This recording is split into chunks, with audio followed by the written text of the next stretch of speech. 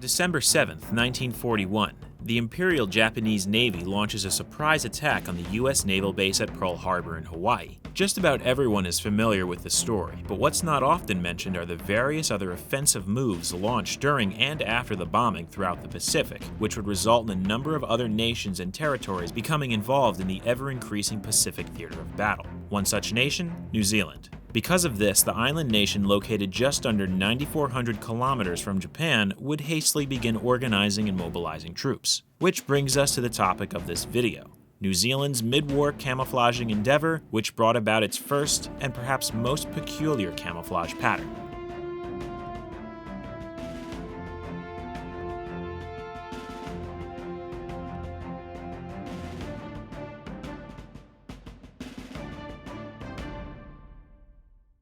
December 8, 1941, New Zealand declares war on Japan. Though they had already been fighting Germany and Italy in northern Africa and Europe for a little over 2 years, the country hastily began forming new units in preparation for a potential attack from Japan. Its army fighting halfway across the world was known as the 2nd Division of the 2nd New Zealand Expeditionary Force, the first being formed back in 1914 for World War I. However, while this larger contingent was over fighting alongside British and other Commonwealth forces, a smaller detachment known as the Pacific Section was tasked with defending Fiji.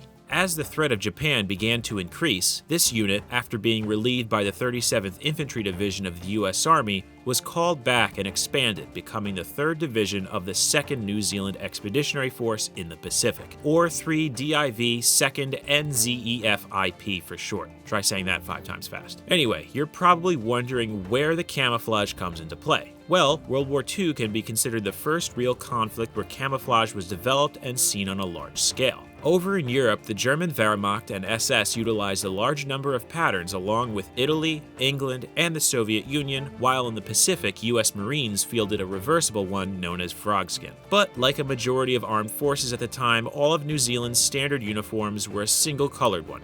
In the case of the 3rd Division, a light khaki.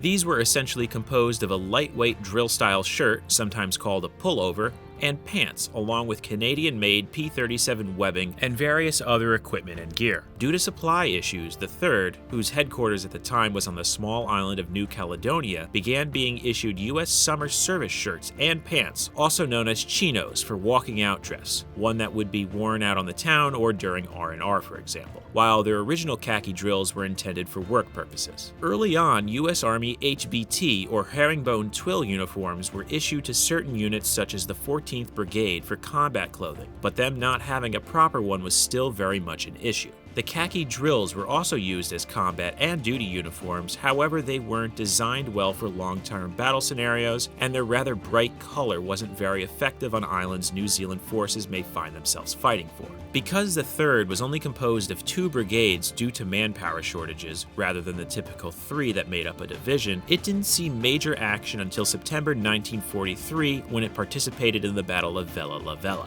This gave the 3rd Division time to address their combat uniform and camouflage issue. One of the most vocal in the adoption of a camouflage uniform was the 3rd's own commanding officer, Major General Harold Barrowclough. The division first set its sights on the U.S. Marine Corps M1942 frogskin uniforms, however, because they were offered the complete outfits with additional equipment and gear, they turned them down. Though the reason seems a strange one, some New Zealand officers noticed Marines' negative reaction to both the camouflage and particular pieces of gear. Not wanting to have their forces deal with similar issues, they declined as they felt it would be wasteful. Additionally, many felt New Zealand forces should have New Zealand-made uniforms, as many had joked about them being issued U.S. service dress and HBTs. However, with the ability to import fabric and develop uniforms of their own, other production ideas were explored. With the khaki drill uniforms already in use and the ability to easily make more, the idea of dyeing them was suggested in December of 1942.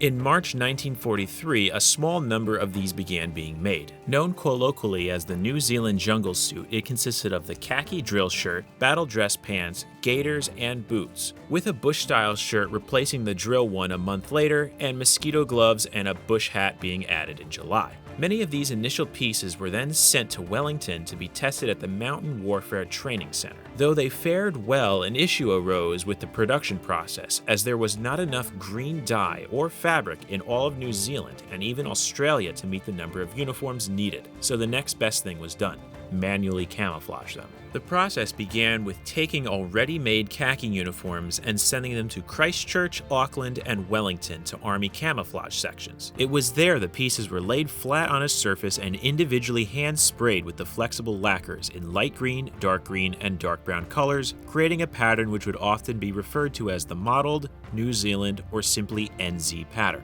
Looking at some pieces, it appears that a stencil was created to help with the process. However, many pieces showed areas where the pattern did not line up correctly. As with spray painting any type of clothing, the results saw paint bleeding through to the inside, as well as seeing the inside of pockets, their flaps, seams, and occasional folds or creases often remain unchanged as far as their color. Additionally, items such as the drill shirt, which is tucked into the pants, only had its upper section painted, leaving the tucked-in portion untouched, effectively saving both time and lacquer. Though this became the most prevalent way of camouflaging items, the bottle dyeing method was still used when able, on the bush shirts and battle dress trousers, but were seen more frequently on smaller items such as the bush hats, canvas jungle boots, gaiters, and helmet covers. By September 1943, these uniforms began finding their way to the 3rd. They would wind up in the hands of the 8th Brigade on Mono Island during the Battle of the Treasury Islands, as well as the 14th while they were stationed on Vella La Vella in time for the Battle of the Green Islands in February 1944.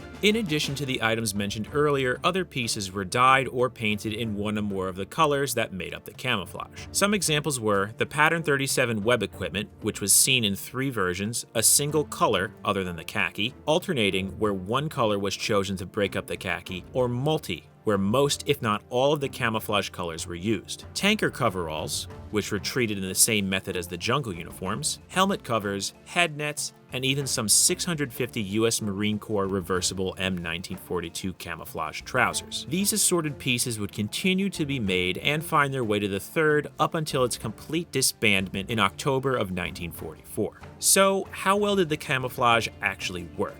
Well, not much is known about it as far as concealment capabilities stacked up against what else was available at the time, but as far as how the pattern and the uniform was received by wearers, was a bit mixed. The pieces needed to essentially be broken in, as after receiving the paint, the cloth became very scratchy, stiff, and just plain hot, leaving many wearers uncomfortable. Additionally, the spray-painted pattern was known to fade and blend into one another after continued use and washing, resulting in the overall color turning to a closer dark green or brown. It appears the overall goal of the pattern was to simply break up the bright khaki color that would stand out in the jungles and other terrains seen on many of the Pacific Islands, so considering that, the overall endeavor can be seen as a successful one. After the war, these uniforms saw little official use, mainly because there really wasn't a whole lot left of them. An estimated 43,000 jungle suits were issued. Of these, a large number were simply left by soldiers on the islands where they received them. Being that fighting had ended, many didn't see the need to keep camouflaged uniforms, especially worn down and damaged ones from excessive use. The pieces in good or unused condition were simply surplus to the public of New Zealand, where they were used for hunting, farming, and general outdoor use, resulting in very few surviving to this day, and even less in unaltered or undamaged condition.